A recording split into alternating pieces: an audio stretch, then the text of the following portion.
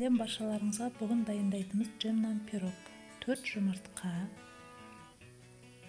қант, барлығын жақсылап миксермен араластырамыз. Одан кейін сүтімізді және майымызды құйып, жақсылап араластырып аламыз. Одан кейін ұнымызды жақсылап араластырып алып, одан кейін разрыхителімізді салып, барлығын жақсылап араластырамыз. Жуылған лимонымызды сыртын теркадан өткізіп, барлығын жақсылап араластырып аламыз.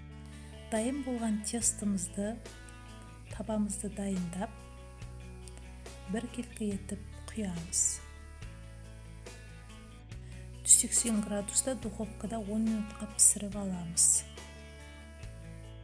Менде джем кивидан. Неке оны жағып алғаннан кейін үстіне тестімізді біркелкі етіп жауып, барлығын тағы да 10 минутқа духовкаға пісіріп аламыз.